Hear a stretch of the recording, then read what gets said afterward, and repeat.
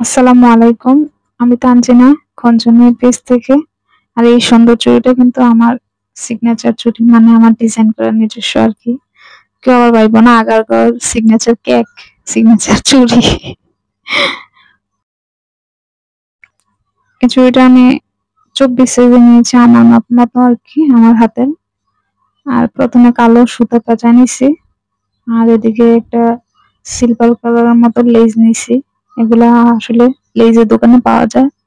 আমি টুকটাক সেলাই করে, তো আমার কাছে লেস থাকে প্রায় সময় অনেক ডিজাইনের। তো এটাও বাসায় ছিল, ভাবলাম একটা চুড়ি বানাই। এই লেসটা একটু শক্ত, স্টিলের মতো আর কি। গ্লু দিয়ে বসাতে একটু কষ্ট হয়েছে চুড়িতে, কিন্তু একটু শুকানোর পরে ভালোভাবে লেগে গেছে। একবার পেঁচানোর পর আমি আবার একটা উল্টা পাশে পেঁচাইছি, তারপর একটা ক্রিস ক্রস মানে ত্রিভুজ আকৃতি একটা ডিজাইন হয়ে গেছে আর কি। ভালোই লাগতেছিল তখন আরো। মানে এটা সিলভার কালারও না, গোল্ডেন কালার না, এরকম একটা লেজ আর কি, অনেক সুন্দর। হোয়াইট গোল্ড যেরকম থাকে ওরকম। কালো সুতার মধ্যে ভালোই মানাইছে এই লেজটা। তারপর আমি B6000 যে গ্লুটাতে, ওটাতে চুমকি বসে দিচ্ছি ওই ত্রিভুজের মাঝখানে।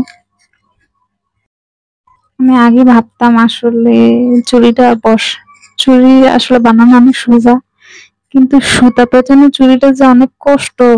মানে সুতাটা পেঁচাইতে মানে একটা ধৈর্যের কাজ, অনেক বড় ধৈর্য লাগে এই সুতা পেঁচানোটা। তারপর আমি যে সিলভার কালারের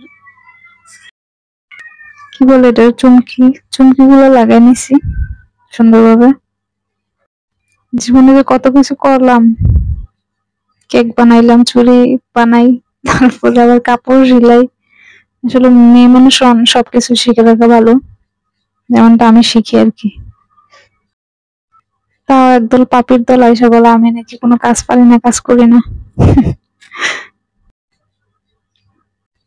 চৌকি বসাইতে বসাইতে আমার মনে হলো হঠাৎ করে, আরে সুতা পেঁচানোর পরে আমার লাইটার দিয়ে যে সুতার ইয়াগুলা, ওগুলা একটু জ্বালাই দিলে ভালো হয় আর কি, ওলগুলা। তারপর আমি একটু লাইটার দিয়ে জ্বালাই নিলাম চুড়িটা।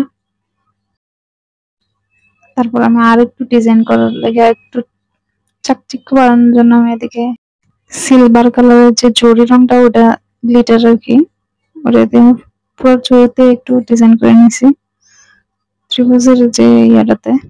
মাশাআল্লাহ অনেক সুন্দর লাগতেছিল। আর তোমাদের কাছে কেমন লাগছে কমেন্ট বক্সে জানাও প্লিজ। ভিডিওগুলো ভালো লাগলে লাইক কমেন্ট করো। আল্লাহ হাফেজ।